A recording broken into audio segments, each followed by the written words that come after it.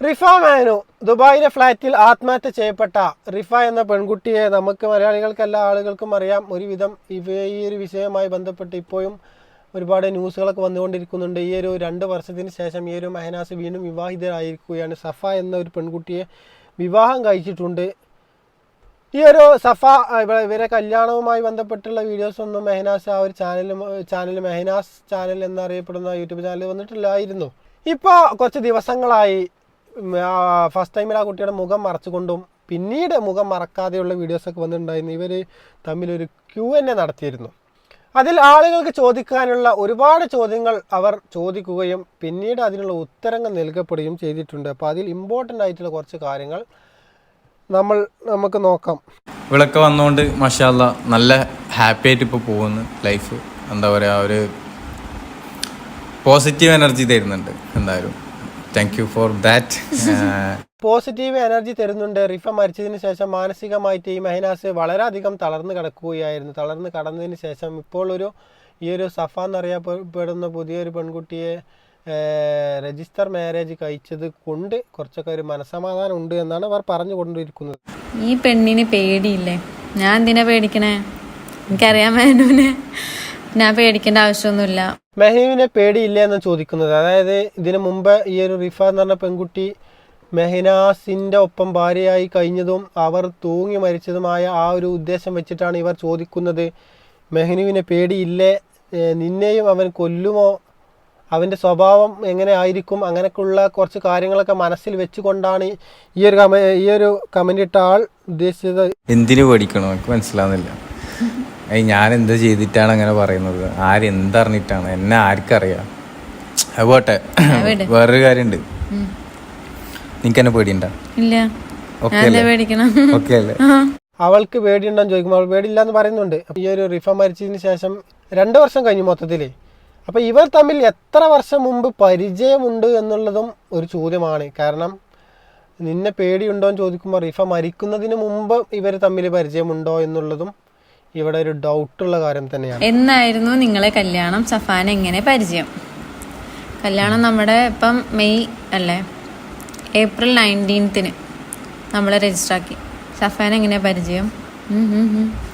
സഫാൻ എങ്ങനെ പരിചയം? എനിക്ക് ഏകദേശം ഒരു സ്റ്റോറി ഫുള്ള് പറയല്ലേ, സ്റ്റോറി വേറെ. അതാണ് സംഭവം. അതായത് ഇവൾ സ്റ്റോറി ഫുള്ള് പറയല്ലേ എന്ന് പറയുന്നുണ്ട്. അപ്പോൾ ഇവളൊരു ഇൻഫ്ലുവൻസർ അല്ലാത്തതുകൊണ്ടും മെഹനു ഒരു യൂട്യൂബർ ആയതുകൊണ്ടും മെഹനു പറയുന്ന കാര്യങ്ങൾ ഇവൾ പറയുന്നു. അതൊരു കണ്ടന്റ് ആക്കിയിട്ട് ഇടാൻ വേണ്ടിയിട്ടായിരിക്കും. അപ്പോൾ ഇവൾ നല്ല രീതിയിൽ പല പ്ലാനിങ്ങുകളും നടത്തുന്നുണ്ട്. എനിക്ക് സഫാനെ പരിചയം 1 ഇയറിന്റെ ഉള്ളിൽ പരിചയമുണ്ട്. പിന്നെ അങ്ങനെയാണ് പരിചയം. ഐ മീൻ ഞാൻ എറണാകുളത്ത് ഒരു വർക്കിൻ്റെ ആവശ്യത്തിന് പോയപ്പം കണ്ടുമുട്ടി, അങ്ങനെ സംസാരിച്ച് അങ്ങനെ മിങ്കിളായി. 1 വർഷം മുമ്പ് പരിചയമുണ്ട് എന്ന് പറയുന്നു. ഈ റിഫ മരിച്ചിട്ട് ഇപ്പോൾ 2 വർഷം കഴിഞ്ഞിട്ടുള്ളൂ. അപ്പോൾ ആ ഒരു മരിച്ചതിന് ശേഷം മിങ്കിളായതാണോ, ആ 2 വർഷങ്ങൾക്ക് മുമ്പ് പരിചയമുണ്ടോ എന്നുള്ളതും നമ്മൾ സംശയിക്കേണ്ടിയിരിക്കുന്നു. ഇവരെ ഈ ഒരു അത്ര സമയം കൊണ്ട് ഒരു ഡീപ്പായിട്ടുള്ള കുറച്ച് കാര്യങ്ങളൊക്കെ ഇവൾ മെഹനുവിൽ നിന്നും പഠിച്ചിട്ടുണ്ട് എന്നാണ് എനിക്ക് തോന്നുന്നത്. ഇവൻ പോക്കാണെന്ന് തോന്നിയാൽ തൂങ്ങിച്ചാവോ? ഞാൻ 24 മണിക്കൂറുകളെ കൂടെയാ. ഞാൻ പോക്കാണെന്ന് തോന്നിയ മേനെ തൂങ്ങിച്ചാവോ? തൂങ്ങിച്ചാവോ? ഞാൻ ഒഴിവാക്കിയിട്ട് വേറെ പോകും. അതന്നെ, അത്രേ ഉള്ളൂ. ഞാൻ ഒഴിവാക്കിയിട്ട് വേറെ പോവും. ഓളും പറയുന്നത് അത്രേ ഉള്ളൂ. അപ്പോൾ ഒരു തമ്മിൽ ഒരു അണ്ടർസ്റ്റാൻഡിങ്ങിലാണ് എല്ലാ കാര്യത്തിലും ഉള്ളത്. ഒരു യോയോ ടീമാണ്. അപ്പോൾ എന്തായാലും ഈ റിഫ മരിക്കാനുണ്ടായ കാരണം നമുക്ക് ഇതിൽ നിന്ന് മനസ്സിലാക്കാൻ വേണ്ടി സാധിക്കുന്നത്, ഈ മെഹനുവിൻ്റെ ഒരു പക്ഷേ ഒരു ഭാര്യയും ഭർത്താവും ഒരേ അച്ചിൽ വാർത്ത 2 സ്റ്റിക്കല്ല അല്ലാതെ ആകുമ്പോഴാണ് ഇവരെ സ്വഭാവവും ഇവരെ മൈൻഡും എല്ലാ കാര്യങ്ങളും അത് ആകാതിരിക്കുമ്പോഴാണ് പല പ്രശ്നങ്ങളും ഉണ്ടാവുന്നത്. അപ്പോൾ ഈ ഒരു റിഫയ്ക്ക് സംഭവിച്ചത് എന്തെന്ന് ചോദിച്ചാൽ, ഒരു പക്ഷേ ഈ മെഹനാസിൻ്റെ സ്വഭാവം വെച്ചിട്ട് ആ ഒരു സ്വഭാവവുമായി ബന്ധപ്പെട്ട് റിഫക്ക് ആ സ്വഭാവം പറ്റാത്തത് കൊണ്ടും ഒരുപാട് കാലം അത് സഹിച്ച് നിന്നതുകൊണ്ടും പെട്ടെന്നൊരു ബുദ്ധി മറിഞ്ഞ് ആത്മഹത്യ ചെയ്തതായിരിക്കാം. നമുക്കത് അറിയാത്തതുകൊണ്ട് നമുക്ക് അത്ര പ്രെഡിക്റ്റ് ചെയ്യാനേ മാത്രമേ പറ്റുള്ളൂ. നമുക്ക് കണ്ടിട്ടൊന്നുമില്ലല്ലോ. പിന്നെ ആത്മഹത്യ ഒരിക്കലും ഒരു മനുഷ്യന്, അതായത് ആരും ആത്മഹത്യ ചെയ്യരുത്. എന്തെന്നെ പ്രശ്നമുണ്ടെങ്കിലും നമ്മൾ 100-ൽ നിന്നും 1-ലേക്ക് പോന്നാലും കൊട്ടിയടക്കപ്പെട്ട് നമ്മളൊരു ഇരുട്ടിൻ്റെ അങ്ങേയറ്റത്തെ ഒരു റൂമിലേക്ക് നമ്മൾ ഒലിച്ചിരുന്ന് നമ്മൾ അത്രക്കും തരം താഴ്ത്തി നമ്മൾ അത്രയും തകർന്നു പോയാലും ഏതെങ്കിലുമൊക്കെ ഒരു ഹോളിലൂടെ ഒരു ചെറിയ വെളിച്ചമെങ്കിലും കുറച്ച് സമയം നമ്മൾ ഇരുട്ട് റൂമിൽ ഇരിക്കുന്ന സമയത്ത് വരും. ആ ഒരു വെളിച്ചത്തിൽ നമ്മൾ ഉയർന്ന് കയറണം. അപ്പോൾ എന്ത് പ്രശ്നമുണ്ടായാലും നിങ്ങൾ ആത്മഹത്യ ചെയ്യരുത് എന്നാണ് ഇതിൽ നിന്ന് മനസ്സിലാക്കേണ്ടത്. അഥവാ ആത്മഹത്യ ചെയ്താൽ നമ്മുടെ സ്വന്തം ജീവനാണ് പോകുന്നത്. മറ്റുള്ളവർക്കൊന്നും നഷ്ടപ്പെടാതെ നമുക്ക് പോകും, നമ്മളെ വീട്ടുകാർക്ക് പോകും, വേറെ ഒന്നും പോവില്ല ആർക്കും. ചെറിയ പെണ്ണൊന്നുമല്ല കേട്ടോ. ഈ ഒളിച്ചോട്ടെന്നുള്ള ഒരുപാട് ക്വസ്റ്റ്യൻസ് വന്നിട്ടുണ്ട്. അതെന്താന്ന് വെച്ചെങ്കിൽ നമ്മൾ പ്രൈവറ്റ് ആയിട്ടല്ലല്ലോ ആക്കിയത്, നമ്മൾ പബ്ലിക് ആക്കാൻ. ഒരാള് പ്രൈവറ്റ് ആയിട്ട് ഇപ്പൊ നമ്മള് യൂട്യൂബറാണ്, ശരിയാണ്. പക്ഷെ എൻ്റെ ഇപ്പൊ 2ാം കല്യാണമൊക്കെ ഞാനിത് പബ്ലിഷ് ആക്കണോ, അല്ലെങ്കിൽ ഇതുണ്ട്, അങ്ങനെയുണ്ട്, ഇങ്ങനെയുണ്ട്, അങ്ങനെയൊന്നുമില്ല. നമുക്ക് ഒന്നാമത് വലിയ ആഘോഷമായിട്ട് കഴിച്ചിട്ടില്ല. അതിനുള്ള കാരണം എന്താ പറയുക, മോനൊന്നും ഇല്ലാത്തതുകൊണ്ടും അത്ര വലിയ ഹാപ്പിയിലൊന്നും മൈൻഡിലല്ലാത്തതുകൊണ്ടാണ് ഞാൻ. പിന്നെ നമ്മൾ പബ്ലിക്കായിട്ട് പറഞ്ഞാല് അറിയാലോ, ആൾക്കാർ കഥ ഉണ്ടാക്കണല്ലോ. ആൾക്കാർ എന്തെല്ലാം പറയുന്നു. ഫസ്റ്റ് പറഞ്ഞ പിന്നെ അത് ഇതിലുണ്ട് പറയാം. നീ കാരണമാണോ റിഫമോളെ കൊന്നത്? ഞാൻ കാരണമാണോ? ഇവർ തമ്മിലുള്ള ഈ ഒരു മിംഗ്ലിങ് കണ്ടിട്ട് എനിക്ക് തോന്നുന്നത് എന്താ പറയുക, ഈ ഒരു റിഫ മരിക്കുന്നതിന് മുമ്പും ഇവർ തമ്മിൽ ഒരു പരിചയമുണ്ട് എന്ന് എനിക്ക് തോന്നുന്നു. എൻ്റെ ഒരു സംശയം മാത്രമായിരിക്കുമോ എന്നറിയില്ല. ഞാൻ സമയത്ത് എനിക്ക് ഇവളെ പരിചയമൊന്നുമില്ല. അത് കഥ വരും. നിനക്ക് ഇവളെ റിഫയെ പോലെ കാണാൻ കഴിയുന്നുണ്ടോ? ആ സമയത്ത് പരിചയം ഇല്ല എന്നും പറയുന്നുണ്ട്. ഓക്കെ, അതെങ്ങനെ പറ്റും? ഓരോരാളും ഓരോ ഡിഫറെൻ്റ് ആണ്.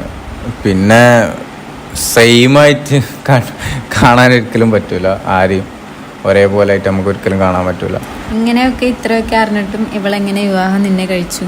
എന്ത് ഇത്രയൊക്കെ അറിഞ്ഞിട്ട്? ഇത്രയൊക്കെ അറിഞ്ഞിട്ടും ഒരു സാധാരണ ഒരു പെൺകുട്ടി ഇങ്ങനത്തെ ഒരു വിഷയം ഉണ്ടാവുന്ന സമയത്ത് ഒരു പക്ഷേ ഒന്നും ചിന്തിക്കാതെ ആരും ചെയ്യില്ല. പെൺകുട്ടിയുടെ വീട്ടുകാരാണെങ്കിലും ആരാണെങ്കിലും ഇത് കേരളത്തിലെ മൊത്തം മലയാളികൾ അറിഞ്ഞൊരു വിഷയമായതുകൊണ്ട് തന്നെ ഒന്നും ചിന്തിക്കാതെ ചെയ്യില്ല. പക്ഷേ ഇവർ നമുക്കതിനെക്കുറിച്ച് പിന്നെ പോസിറ്റീവും നെഗറ്റീവും പറയാൻ പറ്റില്ല. അവനവൻ എങ്ങനെ ജീവിക്കണം എന്നുള്ളത് അവനവനാണ് തീരുമാനിക്കേണ്ടത്. നിങ്ങളെങ്ങനെ ജീവിക്കണം എന്നുള്ളത് നിങ്ങൾ തീരുമാനിക്കണം. അവർക്ക് ഇഷ്ടപ്പെട്ടു, അവർ കല്യാണം കഴിച്ചു. അതിനിപ്പോൾ അവളെ ഇവരെ കൊന്നതാണ് നമുക്ക് പറയാൻ പറ്റില്ല, അല്ലാന്നും നമുക്ക് പറയാൻ പറ്റില്ല. റിഫ ഉള്ളപ്പോൾ ഈ ചാനൽ സഫ കാണാറുണ്ടോന്ന്? ഞാൻ അങ്ങനെ അധികം വ്ളോഗൊന്നും കാണാറില്ല, അതുകൊണ്ട് ഞാൻ കണ്ടിട്ടില്ല. എന്തിനാണ് വേറെ വീടെടുത്ത് താമസിക്കുന്നത്? മേനാസിന്റെ വീട്ടിൽ തന്നെ നിന്നാൽ പോരെ.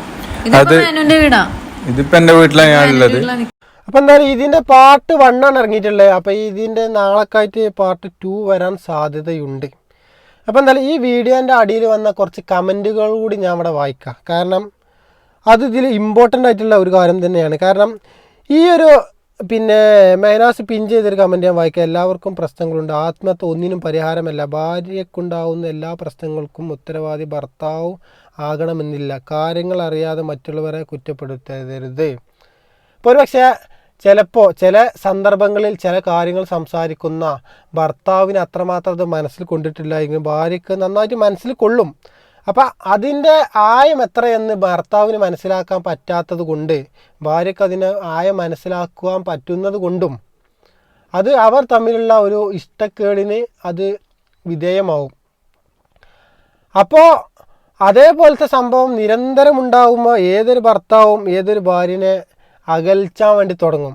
ഇപ്പം അവർ കാണിക്കുന്ന യൂട്യൂബിലും ഇൻസ്റ്റാഗ്രാമിലൊക്കെ അവർ ഇരുന്ന റീൽസൊക്കെ വെറും അഭിനയം മാത്രമായിരിക്കും. ഒരിക്കലുമില്ല. വഴക്കുകൾ കൂടുതലും ഉണ്ടാവാറുണ്ട്, എന്നാൽ പിണങ്ങിയാൽ അതിലേറെ സ്നേഹം കൂടും, അതുകൊണ്ട് ഇണങ്ങാറുണ്ട്. അതായത് ഉദ്ദേശം എന്ന് വെച്ചാൽ ഇത് ഈ ഫ്ലാഷ് അടിച്ചിട്ട് എത്ര ക്ലിയർ ആയിട്ട് കാണാത്തതുകൊണ്ടാണ്. ഇവർ ഉദ്ദേശം എന്ന് വെച്ചാൽ എല്ലാ പിന്നെ കപ്പിൾസിൻ്റെ അടിയിലും പ്രശ്നങ്ങളുണ്ടാവും. പ്രശ്നങ്ങൾ അടിയും പിടിയൊക്കെ കഴിഞ്ഞതിന് ശേഷം ഇവർ തമ്മിൽ ഒന്നിച്ച് സ്നേഹത്തോടു കൂടി കഴിയും. എല്ലാവർക്കും അങ്ങനെ തന്നെ, ചെറിയ പ്രശ്നങ്ങളൊന്നും ഇല്ലാത്ത ആൾക്കാർ ആരുമില്ല. അനുഭവിക്കുന്നവർക്ക് എല്ലാം അറിയാം. അതാണ് ഞാൻ നേരത്തെ പറഞ്ഞത്. അതായത് ഒരു വിഷയം ഉണ്ടായിട്ട് അതിൻ്റെ എത്രമാത്രം അവരെ കൊണ്ടു എന്നുള്ളത് അത് അവനവനറിയുള്ളൂ. നിങ്ങൾ എന്നോട് എന്തെങ്കിലും ഒരു കാര്യം പറയുമ്പോൾ അതൊരു പക്ഷേ നിങ്ങളെ മനസ്സിലൊരു വലിയ സംഭവമായിരിക്കും, എൻ്റെ മനസ്സിൽ ചിലപ്പോൾ ഒന്നുമല്ല ഈ കാരം. അതേപോലെയാണ് ഈ റിഫക്കും മൈനാസിനും സംഭവിച്ചത്. അങ്ങനെ ദിവസങ്ങളും മാസങ്ങളും കഴിഞ്ഞപ്പോൾ അത് അവർക്ക് മനസ്സിന് അത്രമാത്രം തളർച്ച വന്ന സമയത്ത് എന്തെങ്കിലും ആ ഒരു സമയത്ത് അത്രയും സ്ട്രോങ് ആയിട്ടുള്ളൊരു സാധനം അവൻ്റെ അടുത്ത് നിന്ന് കിട്ടിയത് കൊണ്ട് ആത്മഹത്യ ചെയ്തതായിരിക്കാം. അല്ലാതെ ഒരിക്കലും ഒരു പെണ്ണ് പോയിട്ട് ആത്മഹത്യ ചെയ്യൂല, അല്ലെങ്കിൽ ആത്മഹത്യ കൊന്നതായിരിക്കാം. അങ്ങനെയൊക്കെ വരാനേ സാധ്യതയുള്ളൂ. എല്ലാവരും ഒരു ദിവസം കൂടുതൽ ജീവിക്കാൻ വേണ്ടിയിട്ടല്ല എല്ലാ ആളുകളും ശ്രമിക്കുന്നത്. അവളെ കുറ്റം എന്തിനാ പറയുന്നത്? പടച്ചോനെ അറിയാം റിഫ എങ്ങനെയാണ് മരിച്ചത് എന്ന്. ആര് ചെയ്താലും നിയമം വെറുതെ വിട്ടേക്കാം, പക്ഷേ പടച്ചവൻ്റെ കോടതിയിൽ അവനുള്ള ശിക്ഷ മാത്രമാണ് ചെയ്തവൻ. ദുനിയാവിൽ നിന്ന് അവൻ ചെയ്തത് എന്തിനാണ് സത്യാവസ്ഥ അവന് മാത്രമേ അറിയുള്ളൂ. എന്തെങ്കിലും ചെറിയ മറച്ചുവെപ്പ് ഉണ്ടെങ്കിലും ഇതിന് മറച്ചുവെപ്പ് നന്നായിട്ട് നടക്കും. കാരണം തരാം, ഇത് ദുബായിൽ നിന്ന് സംഭവിച്ചൊരു കേസായതുകൊണ്ട് തന്നെ അതിൻ്റെ എവിഡൻസും കാര്യങ്ങളൊക്കെ വളരെ കുറവായിരിക്കും. അപ്പം ഇനിയിപ്പോൾ കൊന്നതല്ലാച്ചെങ്കിലും ഓന് പറയുന്ന കാര്യത്തിൽ ഓനക്കും തെളിയിക്കാൻ പറ്റില്ല. പോലീസിന് ഈ കാര്യത്തിൽ പോലീസിനും അത്രമാത്രം തെളിവുണ്ടാക്കാൻ വേണ്ടി സാധിക്കില്ല. അപ്പം അങ്ങനത്തെ ഒരു വിഷയങ്ങളുണ്ടാകാൻ സാധ്യതയുണ്ട്. എനിക്ക് റിഫയെ വളരെ ഇഷ്ടമാണ്, ബട്ട് മെഹ്നുവിനും ഒരു ജീവിതം വേണ്ടേ? ഇത് 2 തോണിയിലും കാലിട്ട് തോയേണ്ടതാണ്.